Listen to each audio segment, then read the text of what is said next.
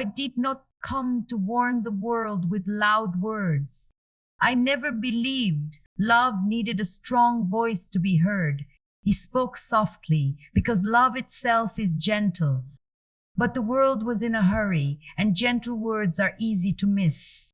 I looked into many faces, faces surrounded by people, yet empty inside, and I understood that the deepest suffering was no longer hunger for bread, but hunger for love. I tried to tell them. I said that when love disappears from daily life, the world becomes a very lonely place. People asked me about poor on the streets. But I saw another poverty growing silently, a poverty of the heart, a poverty of feeling unwanted, unneeded, unloved. One that when people stop caring for one another, they begin to forget who they are. Homes were filled with comfort, but hearts were filled with restlessness. I said that peace does not begin in meetings or decisions. It begins with love. And love begins very small. Many did not listen. They thought the message was too simple, too ordinary. They wanted solutions that looked impressive. But love has never been impressive. It has always been quiet. I warned that if families forget how to love, no system will save society.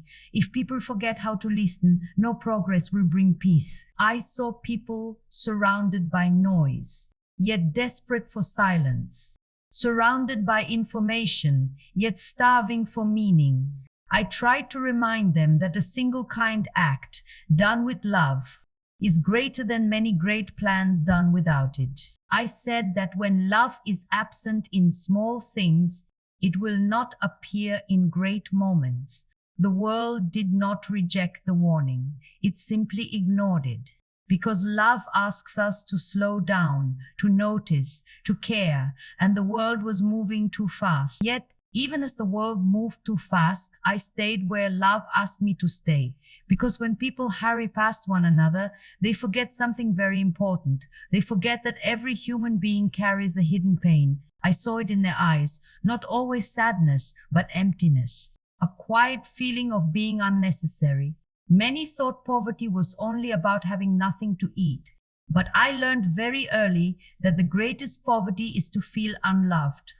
When a person feels unwanted, no amount of comfort can fill that space. When a person feels forgotten, even a full house can feel empty. I tried to explain this gently. I said that loneliness is more painful than hunger, because hunger weakens the body, but loneliness breaks the heart. People asked me how to fix the world. They wanted answers that sounded strong. They wanted plans, systems, strategies. But I had only one answer: love one person.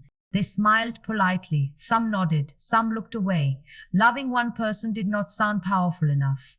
But I had seen what happens when a single person is truly loved. I had seen eyes soften, hands stop trembling, souls begin to rest. Love restores dignity, and dignity is what suffering steals first. I warned that when people no longer feel needed, they begin to disappear quietly, not from the world, but from themselves. They continue to work, they continue to speak, they continue to move, but inside they feel absent. This is a very deep suffering, and it grows when love is replaced by convenience. I saw families sitting together, each one alone. I saw conversations without listening. I saw presence without attention. I warned that love must be practiced where it is hardest. At home, with the people who test our patience, with the people who know our weaknesses. Because if we cannot love there, we will not love anywhere else. The world did not want to hear this. It sounded too close, too personal. It is easier to care about distant suffering than to face the lack of love in our own lives. I said that peace does not come from agreement. It comes from compassion, from choosing kindness when it is inconvenient. I warned that when love is absent in daily life, violence begins quietly. Not always with weapons, but with words, with indifference, with silence. When people stop caring, they stop seeing one another as human, and once that happens, everything else follows. I tried to show them another way, not through speeches, but through presence. I stayed with the sick, with those dying, with those no one wanted. And I learned something the world had forgotten. People do not need much to feel loved. They need to be seen. They need to be heard. They need to know that their life matters to someone. A gentle touch, a patient ear, a moment of attention. These things change everything. I warned that a society that forgets this will feel strong on the outside and broken on the inside. And this is exactly what I began to see. People had more, but felt less. They achieved more, but rested less. They spoke more, but listened less. The morning was already unfolding, even as it was being ignored. Because love does not disappear suddenly. It fades slowly, in missed moments, in rushed conversations, in hearts that are too busy to notice, did not speak to frighten the world. And love does not remain silent when it sees suffering coming. And as I spoke, I realized something painful. The world was not refusing love. It had simply forgotten how to recognize it. People had become skilled at many things. They knew how to build, how to earn, how to advance. But they had forgotten how to pause. They had forgotten how to sit with one another without distraction, how to listen without planning the next response, how to give attention without checking the time. I warned that when attention disappears, love follows quietly behind it. I saw people afraid of silence. They filled every moment with noise.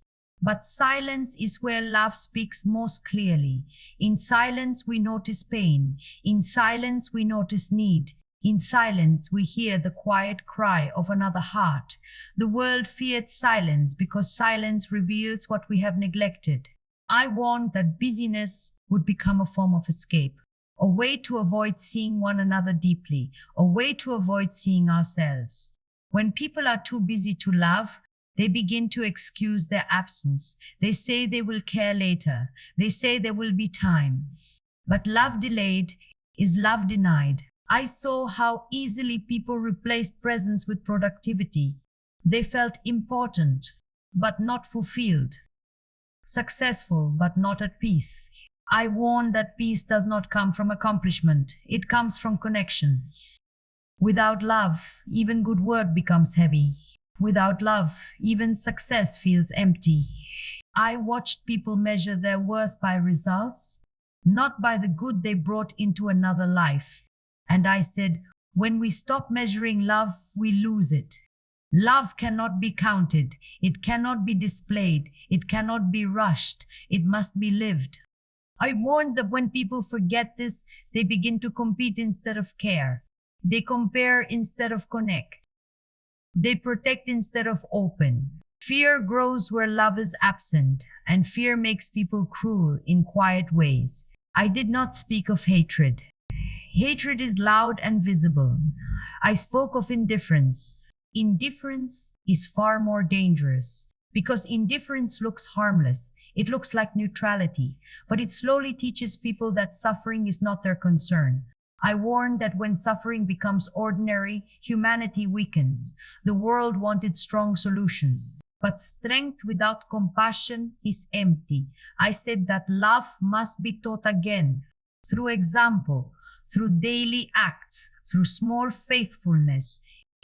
I believed in changing crowds. I believed in changing hearts, because when one heart learns to love, it changes how it treats everyone it meets. The world underestimated this. It wanted fast change, visible change, immediate results. But love works slowly, and because of that, it lasts. I warned that when people stop believing small actions matter, they stop doing them. And when small goodness disappears, great goodness cannot survive. I had seen this before, not in theories, but in lives. I saw what happened when a person felt truly cared for. They stood straighter. They spoke differently. They remembered their own worth. And I saw what happened when love was missing. People became restless, easily angered, quick to judge, slow to forgive. I warned that a world without forgiveness will exhaust itself, because anger is heavy, resentment is heavy, love is the only thing light enough to carry us forward. The warning was not meant to condemn. It was meant to invite. to invite the world back to what it had always known but had stopped practicing. I never asked for admiration. I asked for attention, attention to the smallest moments, to the person in front of you, to the need you can meet today, because love does not ask for tomorrow, it asks for now. And still, the world hesitated. Because loving deeply means slowing down. It means letting go of control. It means choosing people over progress. And that frightened many. But love has always required courage. I continued to speak, not because people listened, but because the truth remained. And truth, like love, does not disappear when ignored. It waits. And while the truth waited, the world searched for something else. It searched for answers that looked impressive, for solutions that felt powerful, for changes that could be measured and displayed. But love does not look impressive. It looks ordinary. That is why it was dismissed. People wanted big gestures. I offered small ones. They wanted movements. I spoke of moments. They wanted to change the future. I asked them to pay attention to the present. I warned them that love does not need permission. It needs practice. They asked how to help the poor. I said, begin by loving the person closest to you. They asked how to fix society. I said, learn to listen. These answers did not satisfy them. They seemed too simple, too slow. But simplicity is not weakness, it is clarity. I warned that when people reject simple truths, they often replace them with complicated excuses. They say they care, but they are too busy. They say they will help, but later never comes. What's delayed slowly becomes love forgotten. They praised compassion, but resisted the inconvenience of it, because love interrupts. It asks us to stop, to notice, to respond. And interruption feels uncomfortable in a world built on speed. I warned that when people stop responding to need, they begin to protect themselves instead. They build distance. They justify indifference. And indifference spreads quietly. It does not shout. It whispers that suffering is normal, that pain is someone else's responsibility, that we have done enough. I warn that this way of thinking slowly erodes the soul. When love becomes optional, humanity becomes fragile. I saw people grow tired, not because they cared too much, but because they cared too little. A heart that does not give slowly hardens, and a hardened heart becomes heavy. I try to remind them that love is not something we add to life. It is what gives life weight and meaning. Without love, even comfort feels empty. Even success feels restless. The world did not want to hear this. It preferred motivation over transformation, inspiration over responsibility. But love is not an idea. It is a choice repeated daily, often unnoticed, often unrewarded. I warned that when people stop choosing love in small things, they lose the ability to choose it in great ones. Because love is learned through practice, not through discussion. I did not offer theories. I offered presence. I did not speak of ideals. I lived among realities. I stayed with those who had nothing to give back. And there I learned something the world had forgotten. Love grows strongest where it is least expected. It thrives in forgotten places, in quiet corners, in lives that others overlook. I warned that if the world continued to chase importance, it would lose compassion. Because compassion cannot survive where ego is in control. The world mistook humility for weakness. But humility is what allows love to move freely. When we stop needing to be important, we become available. And availability is the doorway to love. I warned that the greatest danger was not cruelty, but distraction.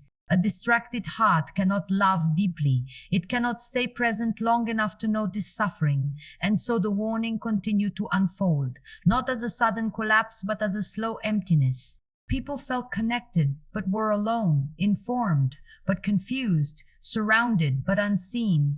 I spoke because I saw where this path led, a world full of people searching for meaning in places where love no longer lived. And still, the message remains simple: love one person, right now, fully. But simplicity asks something very difficult. It asks us to change ourselves, And that is why the world hesitated. And so, little by little, the cost of ignoring love began to show itself. Not in ways that shocked the world, but in ways that quietly exhausted it. People became tired in a new way, not from hard work, but from living without meaning. I saw weariness that sleep could not cure, restlessness that comfort could not calm. Hearts surrounded by activity, yet deeply unfulfilled. When love is missing, everything becomes heavier. Relationships feel fragile, conversations feel rushed, even joy feels temporary. I warned that without love, people would begin to feel lost. Even when they were successful, they would achieve more, but feel less. They would gain more, but enjoy less, because love is what allows us to receive life fully. Without it, nothing truly satisfies. I saw anger increase. Not always loud anger, but quiet irritation, impatience, harshness in small interactions. When love fades, kindness feels like an effort, compassion feels like a burden. I warned that when people stop caring for one another, they begin to protect themselves instead. And self-protection, when it replaces love, slowly turns into isolation. People built wars without realizing it. They called them boundaries, they called them independence, but many of them were wars built from fear. Fear of being hurt, fear of being interrupted, fear of being needed. Love asks us to be vulnerable, and vulnerability frightens a world that values control. I warned that when vulnerability disappears, so does intimacy. People speak more, but share less. They connect more, but feel less known. I saw families growing distant, even while living under the same roof. I saw children longing for attention, while adults were too busy to notice. He warned that love must be given before it is requested, that waiting for someone to deserve love is another way of withholding it. The cost of ignoring love is not immediate. It builds slowly. It appears as loneliness. He wanted a scaled D, as burnout, as a constant feeling that something is missing. People try to fill that emptiness with noise, with work, with distraction, but emptiness caused by lack of love cannot be filled by anything else. I warned that when people stop loving, they stop forgiving, and without forgiveness, the heart grows hard. A hardened heart cannot rest. It carries every wound, every memory of hurt, and this weight becomes too much. I saw people carrying pain for years because no one had taught them how to release it through love. I warned that resentment would become common, that bitterness would be normalized, that compassion would feel rare. And this is a very dangerous place for humanity, because when compassion becomes rare, cruelty becomes acceptable. Not always extreme cruelty, but small ones, cold words, dismissive gestures, turning away when someone needs help. I warned that these small cruelties, repeated daily, changed the spirit of a society. The world did not collapse. It simply grew tired, tired of pretending, tired of rushing all the time. I warned that without love, people would forget how to be gentle, and without gentleness, life becomes harsh. Even good intentions become sharp. Even truth becomes painful when delivered without love. I never warned to frighten anyone. I warned because I saw the cost clearly.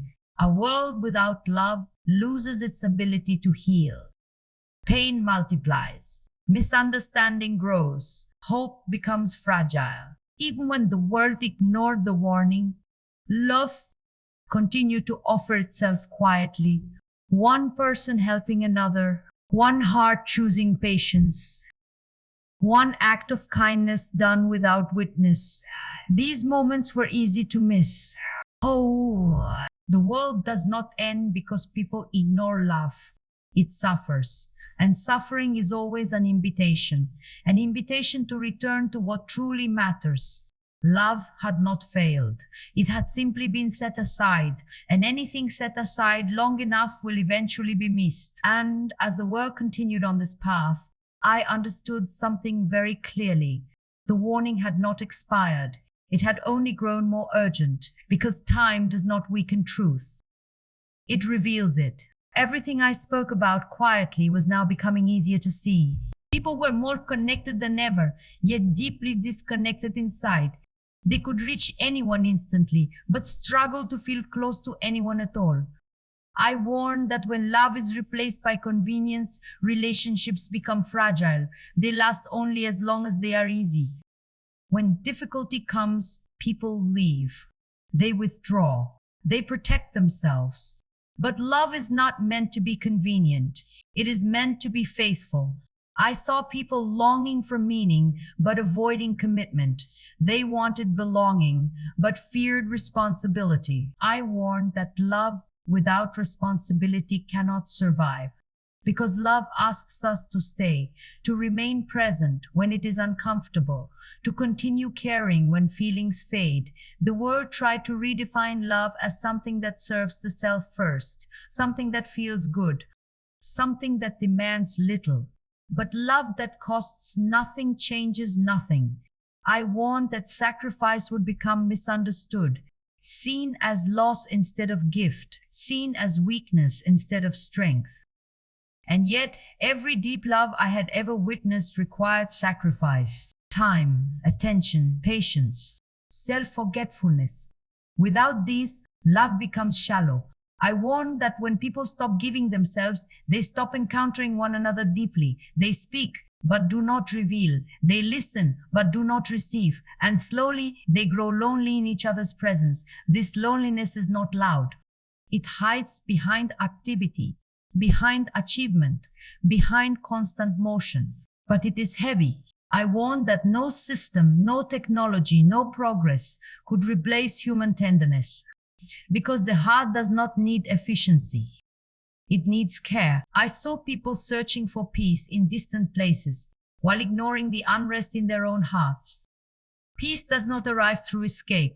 It arrives through love, through reconciliation, through forgiveness, through choosing gentleness again and again. He warned that when people stop forgiving, they imprison themselves in the past. Forgiveness is not forgetting. It is choosing not to let pain have the final word. Without forgiveness, love cannot breathe. The world feared forgiveness because it feared vulnerability. But vulnerability is where love enters.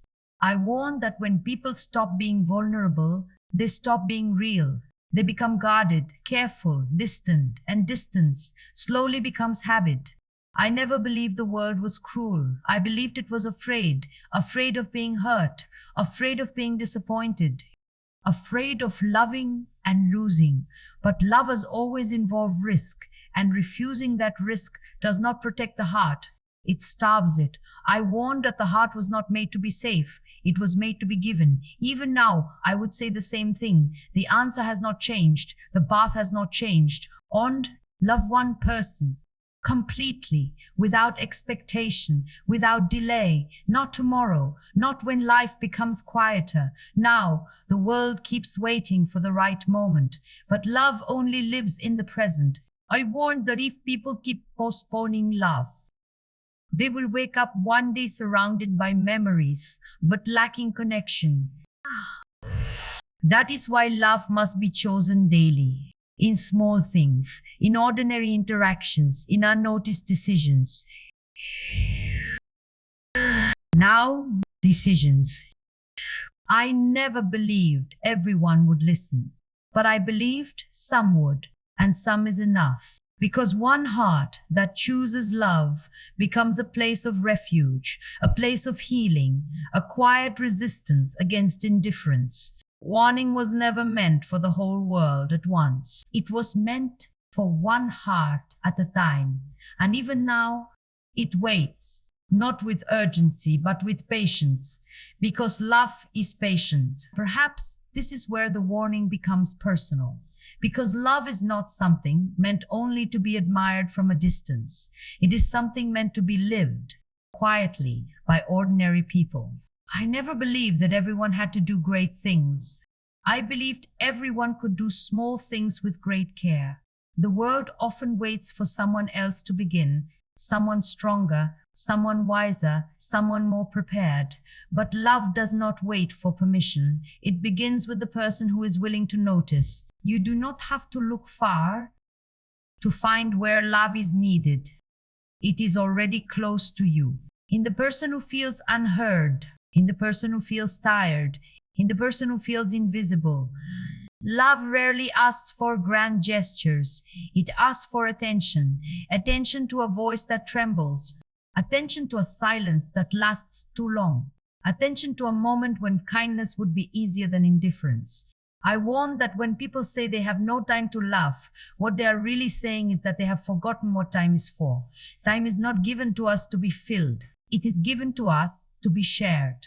Every day offers small chances to love. They appear quietly, and they disappear just as quietly if we are not present. A kind word that could have been spoken, a moment of patience that could have softened pain, a listening ear that could have brought relief. These moments do not return. That is why love asks for now, not later, not someday, now. I want that love grows through consistency, not intensity. It is not what we do once that shapes us, but what we choose again and again. When love becomes a habit, it reshapes the heart.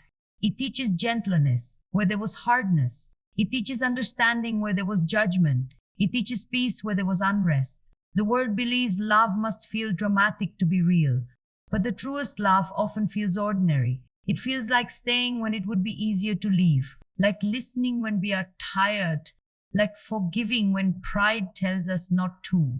I warn that love is most powerful when it is least noticed, when no one is watching, when there is no reward, when there is no recognition, because then it is pure. You may never know what your kindness means to another person. You may never see how far it travels, but that does not lessen its value. Love does not need witnesses to be real. Warned that when people stop believing their small acts matter, they surrender their power. But small acts of love are how the world is quietly held together. Without them, everything unravels. I never ask people to fix the world. I ask them to love the person in front of them, because when one person feels loved, the world becomes a little less heavy. When many people do this, the world begins to heal in ways that cannot be measured. This is why I never lost hope. Even when the warning was ignored, love continued to appear in unexpected places, in tired hands that still serve, in hearts that refuse to grow cold, in people who choose kindness even when it costs them something. These people are not loud, they are not famous, but they are essential.